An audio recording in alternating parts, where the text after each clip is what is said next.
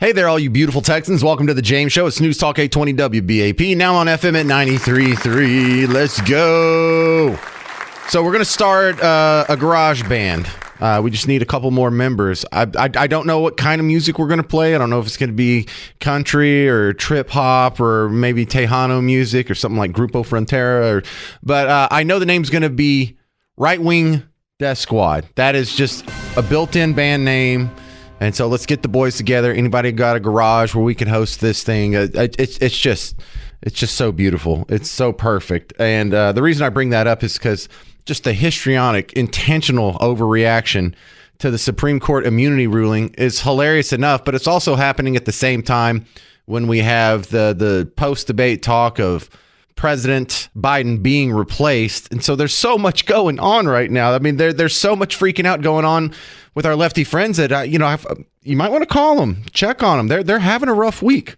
My first guest, Anthony Russo's probably going to dance on their anxiety a little bit. He's from the Truth Will Set You Free podcast. Welcome back to the James Show. Now, listen, after his debate performance, what do you think the odds are that Biden actually stays on the ballot, Anthony? Well, I listened to KGP today talk at the White House, and honestly, I mean, she had a perfect example. She explained it. He had jet lag that lasted 13 days and a cold, and that happens to all of us, no matter what age. So once I heard her say that, I was like, okay, this makes sense. He's still the commander in chief. I don't know why I got so up in arms about it. Yeah, he's doing great. Keep him on the ticket. He'll be fine. 13-day jet lag. I don't think he stays. I think there's whispers going on right now, and I've been on your show talking about Gavin Newsom since October of last year. I'm sticking to my guns. I still think that's the way that it's going to be. There's whispers coming from all different hallways, apparently, in the administration that something is about to happen, and I think that they're going to do what I've said. They're going to wait until the Democratic National Convention, and then they have to replace him. He is not able to win the election for the Democrats. This is, I think, the first time the Democrats are slightly panicking because I think they thought that it'd be easier for them to shift in Newsom. And I think that his popularity is not the level that they thought. And I think the American people know more than the Democrat Party thought they knew about him. So now they're scrambling. That's what I see. Do you have any clarity on what the campaign finance rules are? Because how do they slide Biden and Harris both out of there, replace them with someone else? Do they lose all that campaign money they raise, all the donor money? Because as I understand it, or from what I've heard from other reports, is that the only people who can use that money that's been raised thus far is either Biden or Harris. So that is an interesting point, which would actually lead me to believe that Kamala Harris would stay in as VP.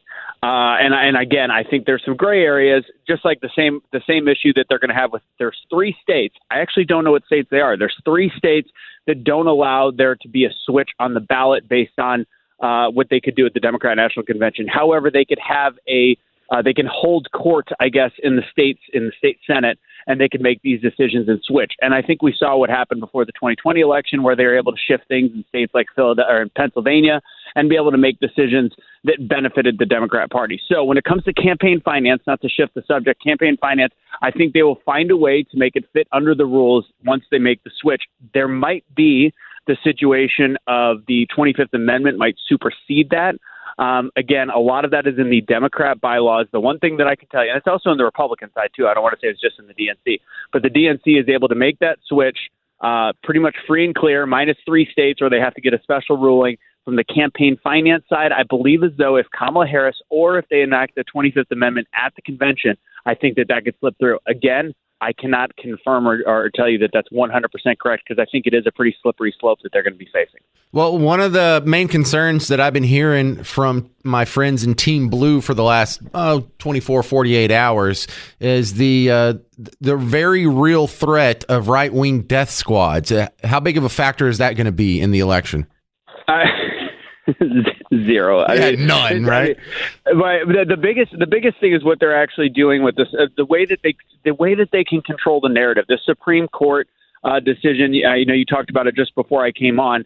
The Supreme Court decision is much to do about nothing. It's very vague. It's kind of a confusing ruling. It really bothers me that it was on partisan lines. That's not what the Supreme Court is supposed to be about.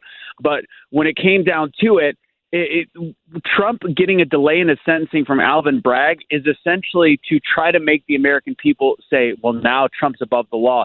That ruling with hush money has nothing to do with that Supreme Court hearing. The fact that they delayed it and then made it to September, that's like their pre-October surprise. There's really no reason to push it that late. It has no bearing. So they're trying to create fear in the American people. And really what the Democrats are doing, they know that Biden is pretty much done. They know that they're going to struggle with Newsom. They know they're going to struggle with possibly the campaign finance, all the things. It is just going to be one gigantic assault against Donald Trump so that they can make it seem like it's really all it is democracy versus Donald Trump is the way that they're going to the way that they're going to position it. I think that's right. What we're going to be watching in the next couple months. A big part of me, it might be 50%, might be 51%, thinks that Biden's not going to drop out. I don't think they really can force him to drop out. Now, they can throw all kinds of incentives in there. Maybe Joe Biden can say, look, you raise $1 billion for our, air quotes, presidential library or something, and maybe we'll think about it. I really think there's a good chance he stays on. I mean, I personally disagree. Again, you said 51%, 50%. I think that there's got to be a way he steps down. Now, with the one thing I do know about the issues in the 3 states and the campaign finance issue is if Joe Biden were to pass away, for example, all of that gets null and void, and all of that then it becomes a non-issue. Is he going to be like Vince Foster, or what was the other guy, Seth Rich? Yeah, exactly. I'm just saying that's the only way that it's free and clear. I don't think that happens either. I think that I'm sticking to the fact I think Gavin Newsom becomes the nominee, even though he got trounced by Carolla. But I think that he's going to be the person. They're going to use his face. They're going to use his youth, and they're going to play the anti-Trump game all the way to the finish line and see if it works for him. I don't think it does, personally. Well, I don't like for people to speculate that he's going to be Arkancided. You know, that's just kind of an ugly thing. Oh, no, I'm not saying I'm saying that he might actually pass away. Like, I mean, that could be something like the natural. I mean, he's not well. Like, I think we know that he's not well. Right. Well, I think the bigger concern is probably those right-wing death squads, Anthony, to be honest. It could be. Yeah. It could be. All right. Could be. How do they find you outside of WBAP, Anthony? Truth Will Set You Free USA on all the social media platforms, Instagram, Facebook, all the things. All right. Thank you very much, Anthony Russo. Truth Will Set You Free podcast on The James Show yet again. Now I ask you, what do you think is about to happen here? 800-288-9227. The questions are pretty clear here. Is it going to be someone else versus Donald Trump? Will the Dems drop Joe? Will Joe voluntarily step down? Will he be forced to step down? Will he just medically not make it? Will they be able to pull the 25th Amendment? Will they find some way at the convention to get him out? Gavin Newsom was in New Hampshire this week for a Democrat event. Do you see him as the heir apparent? All kinds of fun stuff going on. 800-288-9227. This is The James Show. News Talk 820 WBAP, now on FM at 93.3. Hey, welcome to The James Show. News Talk 820 WBAP, now on FM at 93.3, walking you through what continues to be the weirdest presidential election cycle in your entire life. Just stumbling, bumbling, falling along. And we're left with some weird questions that usually by now we have answers to. Usually by the time it's July, we have both of the candidates settled. Well, by the previous July, say July before the election year, we have no idea who the candidates are. We haven't even started the primary process. We may be getting close to some of those primary debates. We may have some polling out there. We may have some dude who's the leader, but we haven't had one caucus. We hadn't had Iowa. We hadn't had New Hampshire. This is the opposite. Last year at this time, we knew who both the candidates were going to be. We knew it was going to be Joe Biden and Donald Trump before there was any primary debates. I mean, Donald Trump nor Joe Biden participated in any primary debates. They were never anything but the front runner. And the primaries and caucuses meant nothing this year. And now that the primary and caucuses are over, they didn't clear up who the nominee was going to be after a cloudy field of uncertainty. Now that we're past the primaries and caucuses, now we're in the cloudy field of uncertainty where we're not sure if Joe Biden is going to be the nominee after all the voting. This is so reverse. This is so backwards. And so we're asking the question in this weird space that we've never had before. Between the first presidential debate and the conventions, usually that's opposite. Usually we have the conventions first and we have an official nominee before we do a debate. We did that backwards too. And so now after the first debate, you've never seen a candidate get switched out after the debates have started. You've never seen a candidate get switched out after the primaries and caucuses like this. What the heck is going on? This is so bizarre. But I am at maybe 51%. My ability to be confident in this prediction is just diminishing by the minute. But I still think Joe Biden's going to be the nominee in November. They can't force the guy out, and he sounds like he wants to stay. The reports I saw when I got to work today and started looking through it, the Biden camp has reiterated that they have no plans of leaving, and I don't think they can make him leave. The polls for other people don't look any better. So, I mean, how do you talk him out of it? Because he always has the ability to go back and say, yeah, you want me to step aside for who? I poll better than Michelle Obama. I poll better than Gavin Newsom. I poll better than Kamala Harris. Who are you going to stick up there? AOC? You going to stick up Elizabeth Warren up there and she's going to do better than me? No, they don't have anybody else. So he actually has a pretty good case for staying in. And for a guy that's done nothing but politics, been in the political world since he was like 26. I mean, this is what he's wanted his whole life. Would you step down? Because I will admit this. I'm not sure everyone will admit this, but I'm self-aware enough in my base instincts that I wouldn't step down if I was him. I wouldn't. If I was Joe Biden, yeah, I'm slipping a little bit, but I'm still good from 10 to 4. And how good do I possibly have to be? I'm doing the job now, aren't I? No, I wouldn't step down. I wouldn't. I would die in that White House. Think about it. You get to be president. You're going to be in the history books. Everything you do matters. Everything you do is important. You have all the attention of the media and the entire world all day, every day. What are you going to do? Retire? Go play shuffleboard? Drink some lemonade on the back porch and watch the sunset? No, that's not going to happen. Well, one of the things that happened today, one of the reasons I say this is because they had a meeting. They had a confab. There was like a Biden family meeting where it was Joe and Jill and some advisors. And I even heard Hunter was there, smartest man alive. But look, I know people. I've worked for some of the big networks. I worked in satellite radio. I worked in New York and all these. And I know some people. And a friend of a friend recorded part of it and then snuck out. I got audio of part of that confab. And you haven't heard this anywhere else. This is a James Show exclusive. But I think this is the most important clip out of the whole 30 minutes that I listened to. This part at the end of Joe Biden makes it pretty clear he's not getting out. I'm not leaving. I'm not leaving. I'm not leaving.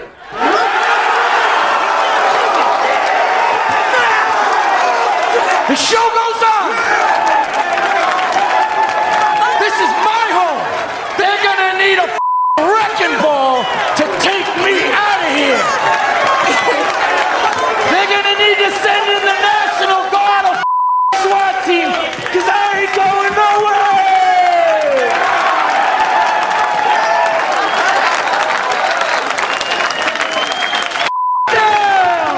Now, did he sound senile there? Did he sound like he lost a step? He sounded very youthful. He sounded very energetic. And I don't know if that's because it's earlier in the day and he hadn't sundown yet. But if we had seen that Joe Biden at the debates, I don't think we'd be having this conversation right now, would we? And the tough part is, look, I said it on Friday, but you knew it. They weren't going to make this decision until they did some polling after the debates. Because the question that is if they do kick him out, who's the candidate that's polling better against Trump right now? I was wrong. I thought it would be Michelle Obama, but even Michelle Obama came in under what I expected. He beats Gavin Newsom. He beats Kamala Harris. He beats everyone that I've seen them do the polls against. He beats Hillary Clinton if they were to dust her off and put her back out there. I find that very bizarre. That for a guy who half the country thinks is literally Hitler, y'all don't have a candidate, like a backup person, to go against Hitler? He must not be very Hitlery then. What do you think? 800-288-9227. 800-288-WBAP. Dean in Fort Worth, you're on WBAP. What do you think, sir?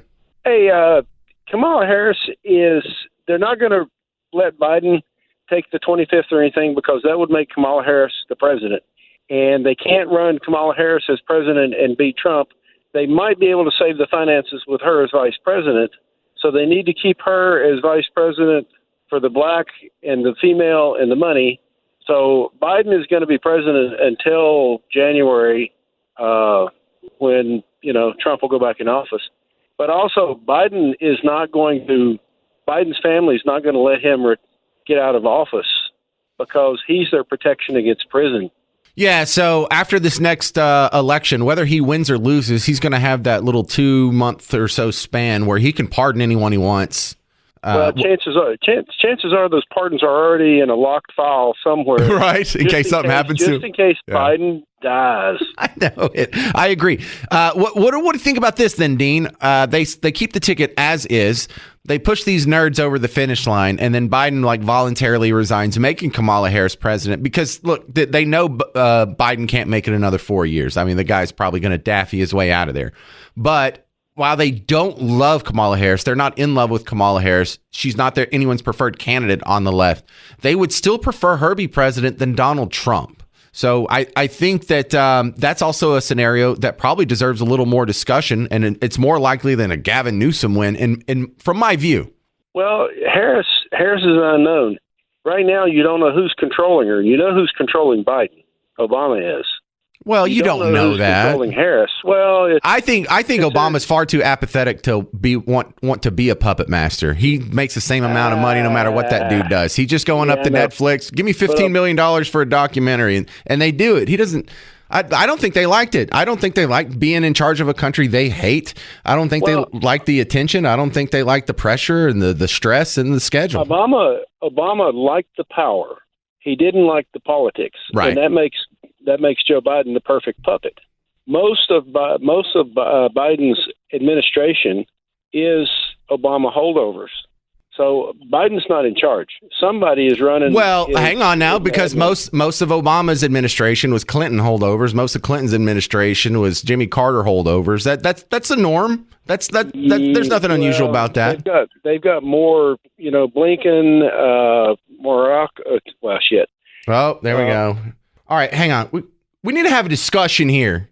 3 times I had to dump people yesterday. That's already a cuss word today. Can we stop cussing on the James Show?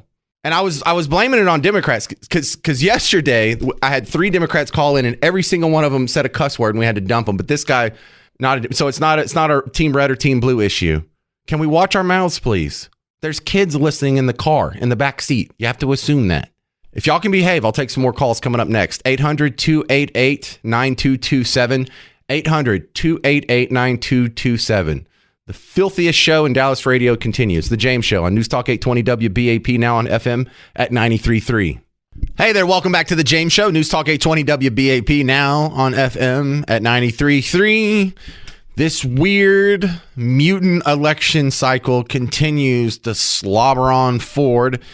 And it's the most confusing election cycle you've seen in your lifetime. And rightfully so. We've just never seen anything like this in our lifetimes, me or you. But I love the shows that we get to do together in election season. This is our first election season together, but hopefully just the first of many, because the things we talk about here on WBAP and the James Show, it ranges from hard news, like who the next president's going to be, all the way down to things that aren't going to be in the history books, but it still affects you, how tipping's gotten way out of control or things like that.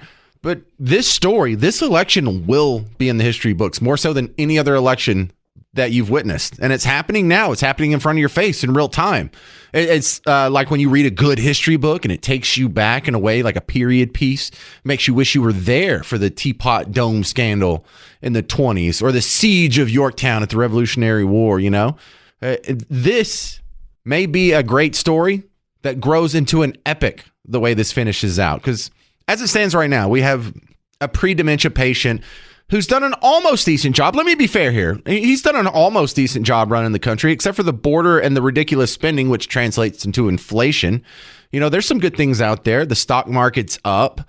I know your standard of living's probably down because inflation outpaced the stock market, outpaced your wage growth. Yeah, you're a little worse off, but not like the Great Depression worse off, not like Jimmy Carter worse off, or the Civil War was probably the lowest point in our history. So it gets a lot worse than Biden's economy, and that's about the nicest way I can put it. But outside of his job as president, he's clearly taken millions of dollars in influence peddling schemes through his son. And it's not a regular son. It's a crack-smoking, whoremongering, paternity-denying, laptop-abandoning, smartest guy I know son, Hunter Biden, who documented all of those insults on video and text. So Joe Biden, it's been confirmed that he showered with his teenage daughter. He does weird sniffy things with kids and weird grabby things with kids. And look, these are all personality things that overall, it makes him a creeper, makes him not a nice guy. You don't want him to babysit your kids. You probably don't want him to host a dinner party, but it doesn't necessarily mean he's been a bad president. It doesn't even necessarily mean that the guy he's running against would or wouldn't be worse. But the thing that bothers me the most about Joe Biden is what happened before that's been thoroughly forgotten. Everyone seems to have forgotten what happened to him the first time he ran for president in 1987. Now, I've played you the montages before, but I don't think I've ever done it in the same segment. So the odds that you've heard all of them is pretty slim unless you're just a pure blood ADL. But for the review, for those of you who don't know, Biden went to law school at Syracuse, graduated in 1968. In his first year of law school, he failed a course because he plagiarized a law review article for a paper he wrote.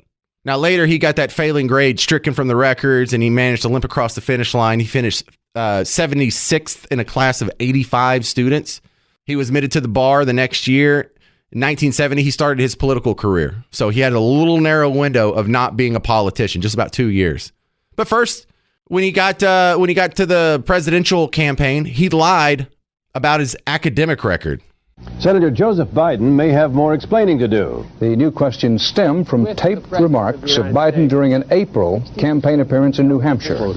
I went to law school on a full academic scholarship, the only one in my class to have a full academic scholarship. Went back to law school and in fact ended up in the top half of my class. I was the outstanding student in the political science department at the end of my year. I graduated with 3 degrees from undergraduate school and 165 credits, only needed 123 credits. Biden now concedes he did not graduate in the top half of his law school class, that he does not have 3 degrees from college, and that he was not named outstanding political science student in college. Newsweek says Biden actually went to school on a half scholarship, ended up near the bottom of his class, and won only 1 degree, not 3. All right, and so then he lied about his involvement in the civil rights movement. Now, this was all in 1987. This is why his campaign fell apart in 1987. This is why when he first tried to make that jump to the national stage, he got slapped down, and it was expected we would never hear from this dude in a serious capacity again. When I marched in the civil rights movement, I did not march with a 12-point program. You didn't march. I marched with tens of thousands of others to change attitudes. No, you didn't. And we changed attitudes. When I was 17 years old, like many of you, I participated in sit-ins to desegregate the restaurants and movie houses of Wilmington, Delaware. I came out of the civil rights movement. I was one of those guys that sat in and marched and all that stuff. No, you didn't. During the 60s, I was, in fact, very concerned about the civil rights movement. I was not an activist. I worked at an all-black swimming pool in the east side of Wilmington, Delaware. I was involved in what they were thinking, what they were feeling. I was involved, but I was not out marching. I was not down in Selma. I was not anywhere else. I was a suburbanite kid who got a dose of exposure to what was happening to black Americans when I'm in my own city. It was sort of like the first Rachel Dolezal moment. Now, you would think that would end it. And then the other thing he did was he had plagiarized some speeches. Here he is copying Robert F. Kennedy, then John F. Kennedy, and then Neil Kinnock from Britain. But this standard is not a measure of how we can evaluate the condition of our society. It cannot measure the health of our children, the quality of our education, the joy of their play. Yet the gross national product does not allow for the health of our children, the quality of their education, or the joy of their play. Let us pledge that our generation of Americans will pay any price, bear any burden, accept any challenge, and meet any hardship to secure the blessings of prosperity and the promise of opportunity for our children. We shall pay any price, bear any burden, meet any hardship, support any friend, oppose any foe to assure the survival and the success of liberty. And I started thinking as I was coming over here, why is it that Joe Biden is the first in his family ever to go to a university? Why am I the first Kinnock in 1,000 generations to be able to get to university? Why is it that my wife, who's sitting out there in the audience, is the first in her family to ever go to college? Why is Glenys the first woman in her family in 1,000 generations to be able to get to university? No, it's not because they weren't as smart. It's not because they didn't work as hard. It's because they didn't have a platform upon which to stand. Does anybody really think that they didn't get what we had because they didn't have the talent or the strength or the endurance or the commitment? Of course not. It was because there was no platform upon which they could stand. All right, now I'm not bringing all this up just to drag him through the mud. I'm going to connect it to today's situation. It was in 2019 he started telling those civil rights lies again.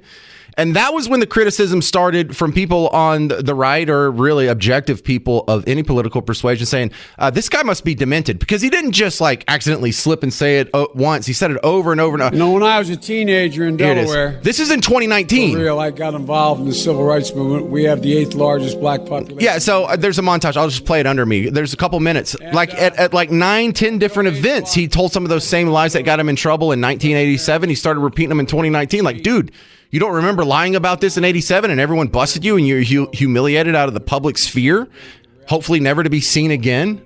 And then you were reanimated to be VP under Barack Obama, even though you got torched in the primary season? That's not hyperbole, it's a fact. So this idea that these people just figured out, oh my goodness, I had no idea he was this far gone. They're all lying. We were all paying attention. And this was 5 years ago that he was telling these lies again. And he's been called demented for over 5 years. So these people that are telling you this is new to them, this is news, either they're lying to you or they don't know what they're talking about. There is no third option. Coming up next, we'll talk about fireworks safety.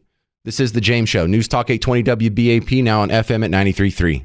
Hey there, welcome to The James Show. It's News Talk 820 WBAP, now on FM at 93.3. Let's go. Hey, if you have to work tomorrow and listen to the show and you're not going to be hanging out with your family doing some 4th of July thing, I've put together a fantastic 4th of July special that you will totally enjoy if you're stuck and you have to listen to the radio, have to go to work, whatever. Because not everyone has tomorrow off. I don't have tomorrow off. Cops and firefighters don't have tomorrow off. So I will make it worth your while. There's not going to be a fill-in. There's not going to be some recorded programming. I'm going to be doing a live show. And it's going to be knocked out of the park. It's going to be a very pro-American. We're going to talk a lot about American history and America now. And we're going to... Here's what I like to do on the 4th of July. I like to go through the baseball card of stats for America versus the other countries. And just as a reminder of how awesome we are. Like, who's number one in agricultural production? Who's number one in GDP? Who's number one in... I don't know, number of gold medals. Who's number one and the first one to get to the moon? How about only one to get to the moon? Oh, it's going to be so much fun. You'll love it tomorrow. So if that sounds of interest to you, maybe you can just pick it up on the podcast after the fact if you are going to be busy. All right, my next guest, Talmadge Boston, is on The James Show. And as an attorney and historian, legally speaking, historically speaking, what do you think the possibilities are of Joe Biden being replaced on the ballot? I'd say it's better than 50-50. I realize that he is standing his ground. His family is standing his ground. They're insisting that he's going to stay in the race. I don't think his poll numbers are going to go up. I think they're going to go down. And obviously Democrats' top priority is to beat Trump. And if they keep going down, obviously that would have a down ballot effect on other people running for election in Congress and elsewhere. So I think Biden and his family have their finger in the dike with the ocean pushing against it, and it's only a matter of time. He's not going to get smarter. He's not going to get stronger. He's not going to get quicker. And I think with each day, the outpouring of concern will continue to grow. What do you think the closest historical comparison, analog we would have to this? Would it be Woodrow Wilson having a stroke and sort of being incapacitated for almost the last 2 years? Well, he truly was incapacitated, and his wife managed to cover it up, and his doctor managed to cover it up, and America was truly in the dark. Obviously, that cannot happen today. Biden can't just disappear the way Wilson did for 17 months. He's campaigning, and he's got to thus be able to speak. Of course, every time he speaks, he necessarily relies on a teleprompter. I realize he has an interview with George Stephanopoulos on Friday. My guess is Stephanopoulos will throw him softball questions, which will allow him to be in a very different environment and be able to perform better than he did in the debate, where there were, time limits and just all the pressure of a debate. So I would expect Biden to do better in the Stephanopoulos interview than he did in the debate. And whether that causes people to rethink their concerns remains to be seen. But you just can't get away from the debate and the fact that, the New York Times has said he needs to withdraw. The New Yorkers said he needs to withdraw. Thomas Friedman, Bob Woodward. Famously, Lyndon Johnson once said that when he lost Walter Cronkite on Vietnam, he'd lost the country. And for Democrats, if you've lost the New York Times and the New Yorker, and of course the Washington Post has had several articles and editorials, you lose all those, it's pretty hard to regain confidence among Democrats. What's the possibility that he's so hard-headed it doesn't matter and he's going to stay in no matter what? That's always a possibility. I mean, he's famously hard-headed. Obviously, his wife refuses to acknowledge the obvious. Obviously, both of them are putting their own personal interest above the country's best interest. If I'm Putin or I'm the head of North Korea or China and I see that debate, whatever aggressive plans I was considering to move forward in the world against a perceived weaker America, I would certainly start them now rather than waiting when you know that the President of the United States is obviously in a very weakened condition. Well, in some of these history books, you've had to dig into what makes presidents tick. Do you think Joe Biden has the capacity to admit that him running for continuing to run for a second term isn't what's best for him or the country? It's hard to know how Joe Biden thinks, except that he refuses to acknowledge his decline. And the only way my op-ed piece in yesterday's Dallas Morning News was all about, if there's one person who I think could strong-arm Biden into declining, it's former President Barack Obama, that he should do with Biden what Barry Goldwater did with Nixon in 1974 and basically told him, the game's up. You don't have the support of your party. You need to get out. And the next day, Nixon announced that he would be resigning the following day, which he did. Thus far, Obama has acted like, he just had a bad night. Obama famously against Romney had a bad night, but at that time, he was 51 years old. He was in his prime. That's something different from an 81-and-a-half-year-old guy having a bad night. As I said before, he's not going to get stronger. He's not going to bounce back. He does not have it in his repertoire. As soon as you take him off the teleprompter, for all intents and purposes, he's lost. 7 intense days of preparation at Camp David, and he just totally fell apart. It's just hard to imagine how this all came down. That was Bob Woodward's big thing. How did this happen? My gosh, 7 full days, your top advisors, and then you come on the air and you just disintegrate from the first minute? How did this happen? Well, it happened because he just doesn't have it. I hear you. All right, Talmadge, tell the guys listening how they can find you outside of the James Show. Well, my new book, How the Best Did It, Leadership Lessons from Our Top Presidents, came out in early April. You can get it on Amazon and Interbank Books. It's a book for anybody who is or aspires to be a better leader. Talks about our 8 greatest presidents and how they went about their leadership efforts. Washington, Jefferson, Lincoln, both Roosevelts, Eisenhower, Kennedy, and Reagan. It's endorsed by 3 Pulitzer Prize winners, John Meacham, Doris Kearns Goodwin, and Annette Gordon Reed, as well as other leading presidential historians. So I encourage people to give it a try. I think it'll help raise your leadership repertoire, be a better communicator, a better leader overall, and as reflected, 2.5 years of intense work, but I'm proud of it. Got a lot of good feedback. I encourage people to give it a try. Talmadge Boston, thanks for taking the time to be on the show. You bet. Bye-bye. Man, I'm surprised Biden didn't make the list of the top 8 presidents. That's a big shocker there. And the question remains, hey, if he steps down, who is going to replace him? Who should replace him? Who could beat Trump? Is there anyone? And then also coming up next, we're going to examine the reaction to the Supreme Court decision on immunity and Chevron or whatever. Are we worried about right-wing death squads now? Is that really a concern in 2024 America? 800-288-9227. It's The James Show. News Talk 820 WBAP, now on FM at 93.3. Hey there, welcome to The James Show. News Talk 820 WBAP, now on FM at 93.3. Welcome to the big show. Will Biden stay in the race? Will he be replaced? If he is going to be replaced, by who? Is anyone even beating Trump in the polls? Is there a better option than what they have now? It's come down to 51%, but I'm 51% that he's going to stay in. He's still going to be the nominee. Now, what they're going to do afterwards, I don't know. I could very easily see them, if they do win, have him step aside pretty soon in that second term and hand it over to Kamala. And I know she's not very well liked, but that's not going to be a problem if she doesn't have to win an election now, does it? John and Melissa, you're on the James Show. If you want to be after John, by the way, 800-288-9227. You're on WBAP. What do you think? Hey, thanks, James, for taking my call. So Biden is absolutely going to stay in the race. Listen to how confident you sound. Yeah, there's no question. So just to give you a little background, I worked in Washington for the Heritage Foundation ages ago, back when Reagan was there. Cool. So I have some understanding of the way our government works and the way the politics works in that town. I can tell you, just observing Joe Biden over the many years, he is, the Biden family are grifters. There's no question about it.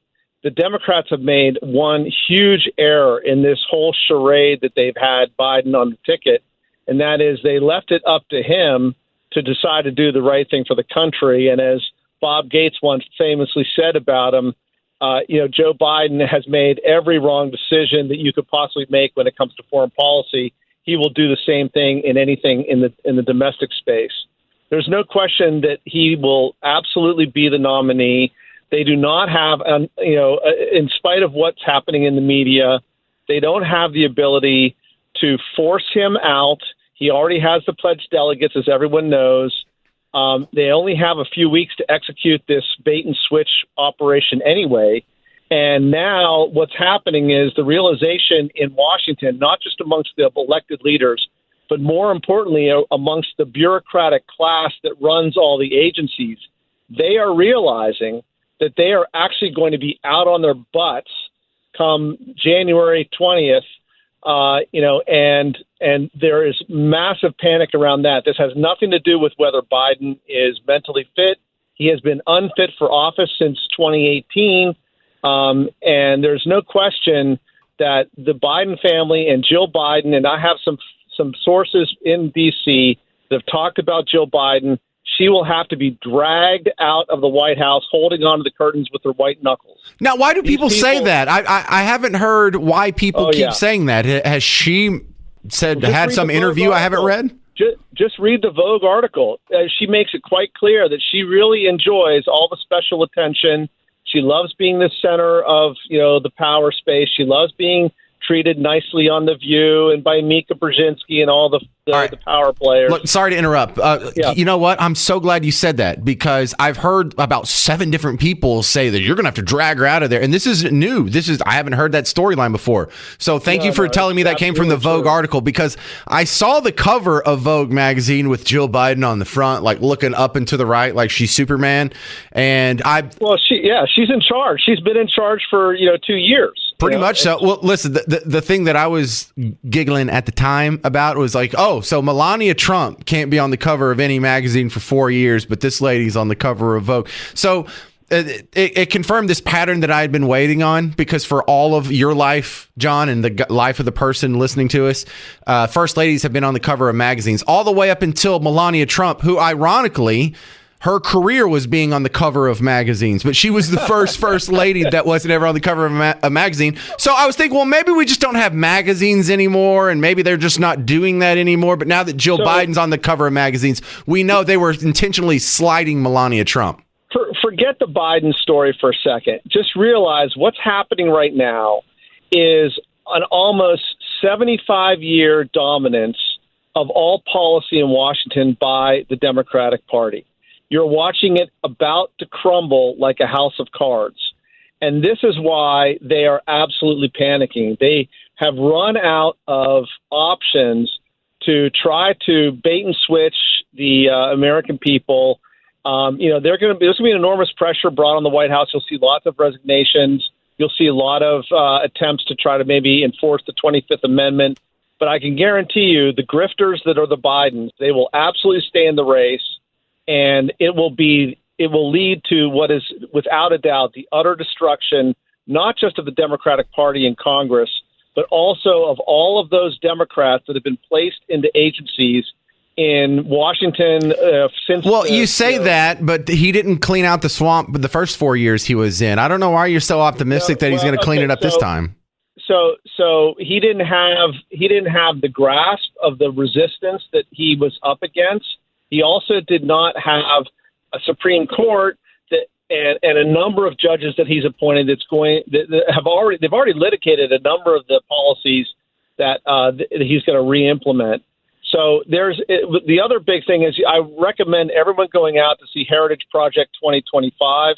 I was in Washington at the Heritage when they did Mandate for Leadership, and we were very successful in putting, almost 90% of those, not quite that much, 67% of the policies in that operation. Now I can tell you that they are taking resumes. They've got lawyers that are going to populate a lot of these agencies. This is going to, Trump is going to hit the ground running. He is absolutely, and I know a lot of the people that are, around him, not well, but tangentially.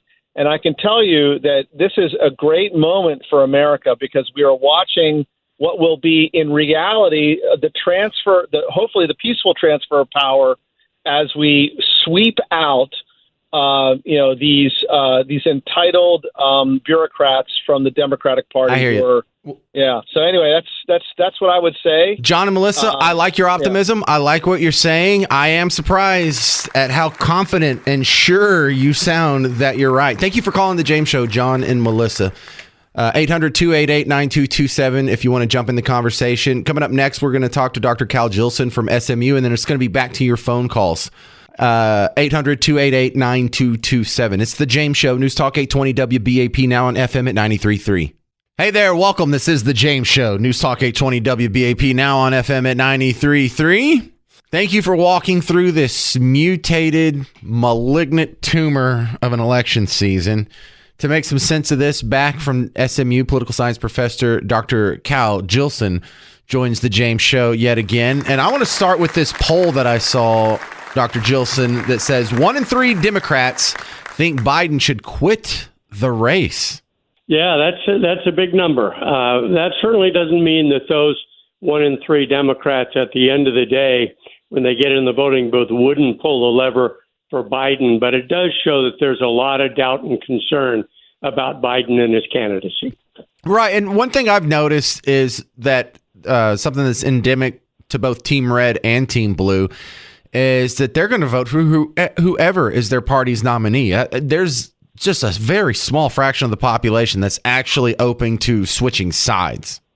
Yeah, that's right. The idea of polarization is something that lots of people have heard about at this point, and that's the idea that while there used to be a middle to American politics that parties could campaign toward, now you've got two camel humps, a big hunk of Republicans and another big set of Democrats, and they usually get 92% of those voters to vote for their party, what Karl Rove called a base election, where you play to your base, you don't worry about those few people in the middle, maybe 7% or so in there. Half of them aren't going to vote at the end of the day anyhow. So a base election is what we've grown used to. But in that kind of an election, if your candidate is weak and the other side sticks with their candidate, you lose big. And that's what the Democrats are worried about now. The polling doesn't show that Democrats are fleeing from Biden yet, but there's concern in the party that could happen, or there could be a slow bleed that would still leave Democrats not competitive, particularly in the swing states. Right, because even if they can't pull off the winning the presidency with a replacement, if they leave a guy up there who doesn't inspire people and a bunch of Democrat voters just stay home, instead of going to vote for Trump or voting for even Biden, they just stay home. That really trickles down to the down ballot races, and I hear them now actually talking about that quite a bit. Yeah, there is concern within the base of both political parties about their nominee. Both of these guys are much older it's sort of more ragged and undependable than candidates normally are. So there are a lot of people that worry about Trump. There are a lot of people, probably more now, that worry about Biden. But the question really is, if Biden were to withdraw, how would that work? And what would the result of it be? It would most likely be a mess. But if there were some way to transition, say, from Biden to another candidate, whether the current vice president or one of the governors that people talk about, Newsom, Whitmer, people like that, if the Democrats could do that gracefully, it's not impossible that Democrats and independents would breathe a sigh of relief, and Republicans would find themselves in more difficulty than they can imagine being in today. So let's talk about these guys that are now speaking out. The first one was Lloyd Doggett. There is a report that there's up to 25 House Democrats that are going to urge Biden to step aside. Now, where were they a week ago? Because the rest of us saw this decline happening over the course of years. And are they just acting like, oh, we didn't know until Thursday how far gone this guy is? Or are they doing this for political purposes? Well, I think that Lloyd Doggett was the first sitting Democrat member of the House Congress really out of the gate with the idea that Biden should remove himself from the race. And it's some staffer in Congress that said there are 24 of them. So you have to take that with a grain of salt. But it is clear that there are calls being made between the leaders of Congress.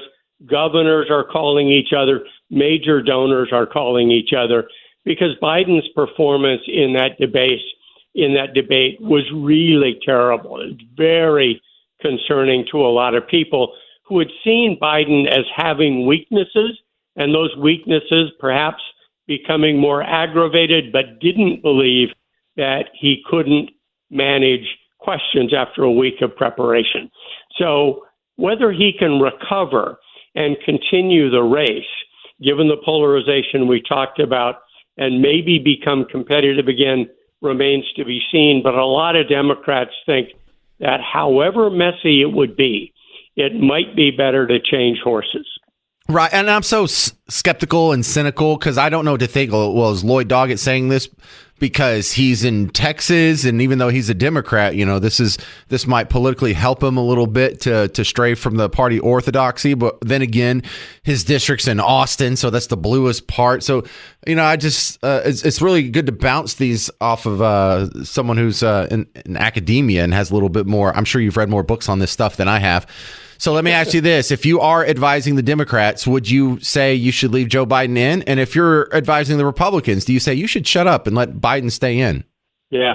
If I was advising the Democrats and I was an insider and had the opportunity to have watched Biden closely over the last couple of years and had a real informed impression of what he has and hasn't got left in the tank, then I would have enough information to make that recommendation to the party. But as things stand today, I've been saying for the last week or so that removing Biden would be a terrible mess because there is no guarantee that it would be Harris if you wanted Harris, or there would be an open convention in which you might have Gavin Newsom and Whitmer and some of the people that challenged Biden in 2020 all competing for the delegates in that convention, which will be in Chicago. You're looking at Chicago 1968, potentially. So you have to have a sense of how you would do this before you set out in that direction. Yeah, you're setting up another Days of Rage situation. Good call. All right, Dr. Cal Jillson, SMU, thank you very much for being on the James Show again. I enjoyed it. Thank you. Yeah, you don't think about how ugly the convention could be if there's that much chaos and uncertainty around it, because everyone's going to see this as an opportunity to get their guy in. And then I look over at the caller board and something magic's happened. A libertarian is listed. I don't see a whole lot of what you're about to say. It's just like your name, location, and then like a little tiny 6-word description. And when I see libertarian, I run to it because there's only like 12 of us left. So welcome, Mercedes from Fort Worth. You're on the James Show. What do you think? I firmly believe that if for whatever reason Biden does step down, they're gonna replace him pretty quickly with someone like maybe Gavin Newsom. I know that was brought up on the last person who spoke, but Gavin Newsom seems to be someone who's highly respected among Democrats. If not Gavin Newsom, even Michelle Obama. I mean, that would be another opportunity for the Obamas to come in. If I had to vote today, I would vote Trump. The Democratic Party has definitely proven that they will do anything to keep Trump out of office, and even someone who can't even form a full sentence. Watching the debate truly was I was screaming at my television like probably most of America was. You had a man who could not form a sentence, and then the other one couldn't answer a question. They were too busy trying to defend themselves. But I believe that maybe Gavin Newsom or Michelle Obama may be put in to replace. I was a guy who said Michelle Obama until after the debate happened. Immediately, the polls went out, and I learned on Monday that Donald Trump still beats Michelle Obama in a straight-up poll, in the national poll. And she actually does a little bit worse than Biden, like 1 point, but still about the same as Biden does. I did not expect that result.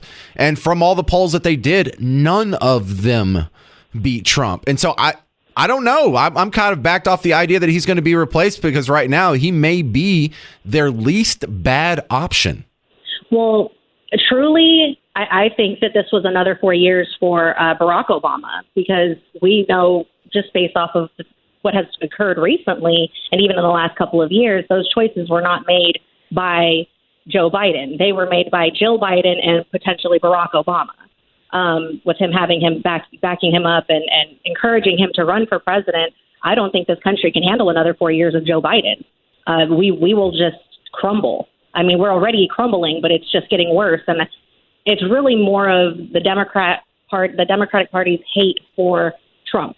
This is a man that came in not involved in politics, simply just a businessman, and now he's literally putting everything on the line to try to make things better for us. Well, I warn against the idea that this is somehow inspired by Trump, because George W. Bush was called a racist, sexist, bigot, homophobe, Nazi. So was John McCain. So was Mitt Romney. They're going to call anybody who is the front runner for Team Red the things that they're calling Trump.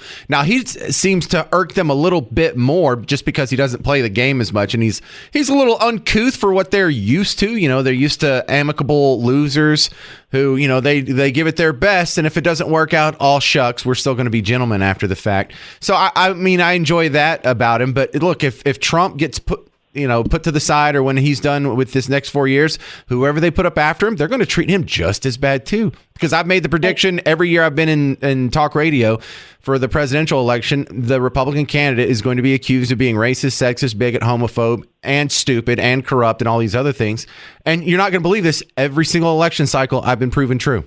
Absolutely. I've even had conversations with friends and coworkers that are, you know, they were very hard Democrat. They, after that debate, they're like, hey, if Trump gets elected, things will be cheaper. And I'm looking at them like, okay.